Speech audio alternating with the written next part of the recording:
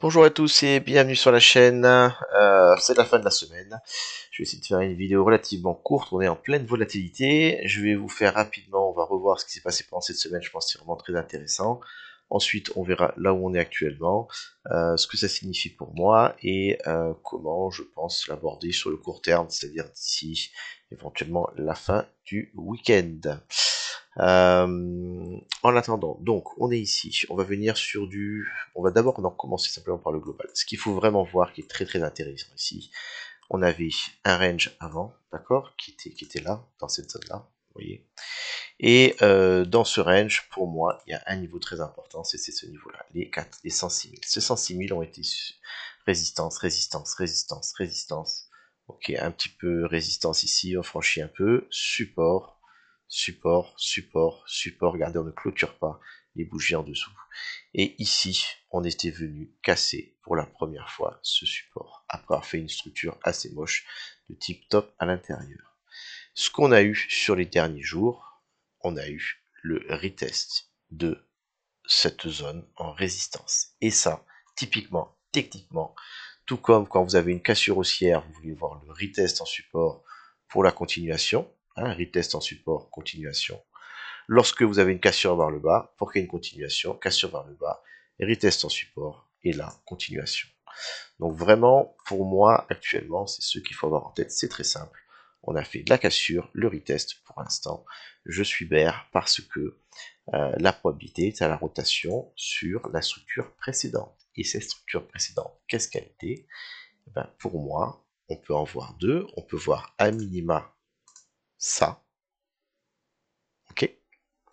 Et si on l'agrandit, éventuellement, ceci. De manière très très simple. Maintenant, si on veut être un petit peu plus précis.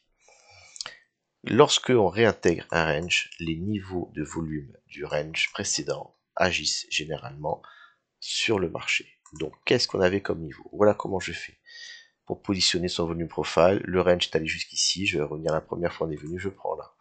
Mon range, alors éventuellement on pourrait le voir s'arrêter ici, parce que ça on peut se mixer au-dessus, moi je pense que ça c'est à l'intérieur, la cassure pour moi est ici, je m'arrête là. Voilà, donc j'ai mes niveaux, ok, j'ai ma borne haute qui a tenu et qui a été franchie depuis longtemps, qui s'appelle Very Area High, zone de volume haute. J'ai également ici mon Point of Control, que je dessine toujours en rouge, qui est la zone où il y a le plus de volume exécuté. Voilà. Et nous avons en bas la zone de volume basse, ok, qui est donc actuellement ici à 91 286 à peu près. Value Area Low. Voilà les trois niveaux importants pour moi dans ce range. En termes de volume, je précise, c'est en termes de volume. Ici, vous voyez qu'il y a eu du temps, le prix a passé du temps ici, mais en termes de volume, c'est beaucoup moins important qu'ici, donc comme c'est dans la zone grisée, c'est pas pris en compte. Maintenant, qu'est-ce qui se passe sur du court terme? Voilà, regardez, borne haute, pouf, quasiment touchette, réjection, dans le niveau support résistance, on vient faire une rotation, et là on vient toucher le point of control. Personnellement, je m'attendrai, même si pour l'instant on ne le voit pas du tout, il serait probable sur ce point of control qu'on vienne venir faire un rebond, qui puisse passer du temps, mais la structure étant très vert en ce moment, on aurait une continuation baissière probablement plus tard, ou peut-être même très rapidement si ce niveau ne tient pas.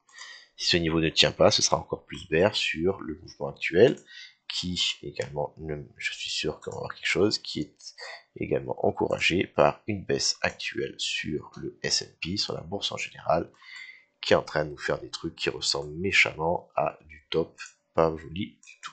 Ok, voilà, on est en train de, après des belles poussées, on est en train de commencer à venir mécher sous le canal. Voilà, c'est pas très bullish.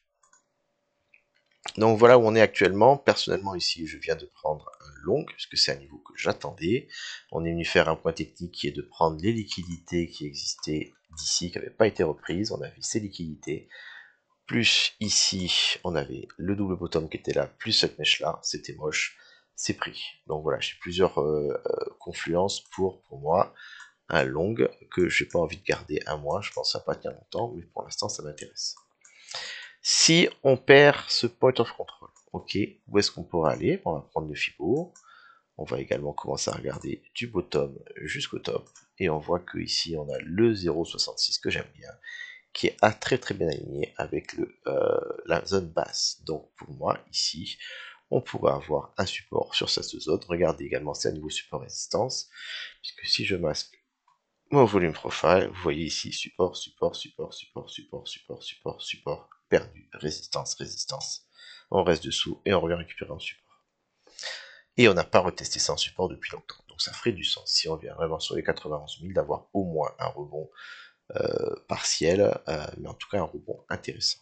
Et si on perd ce niveau, qu'est-ce qui se passe? Eh ben, on a ça. On a une extension du range actuel reportée en dessous, donc très probablement qu'on ira chercher les 74 000. Et à ce moment-là, on va commencer à se rapprocher de niveaux de support très très très très long terme. Puisque si je prends le VWAP du bottom, quand on a créé le bottom à 16 000, on commence à arriver maintenant à 67 000 $.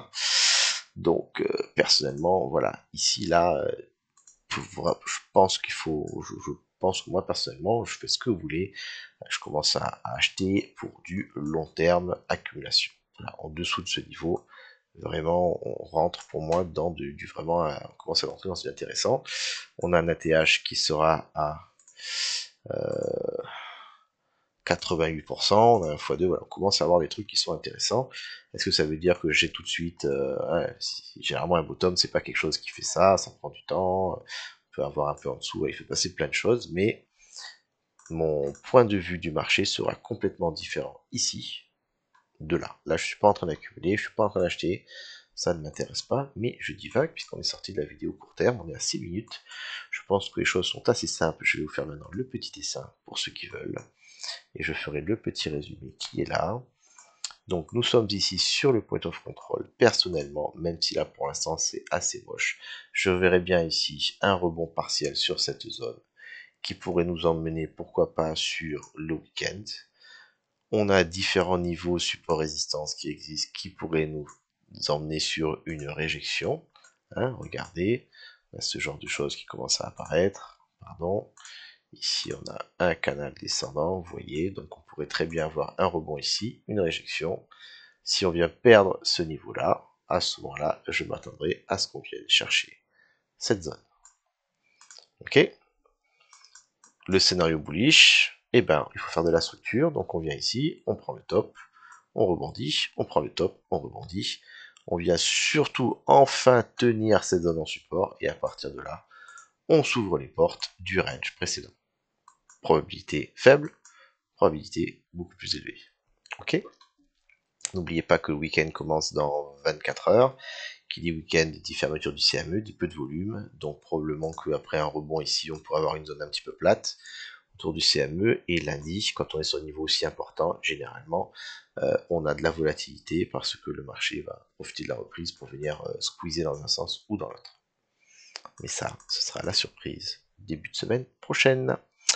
Bon trading à tous, bon courage et à bientôt.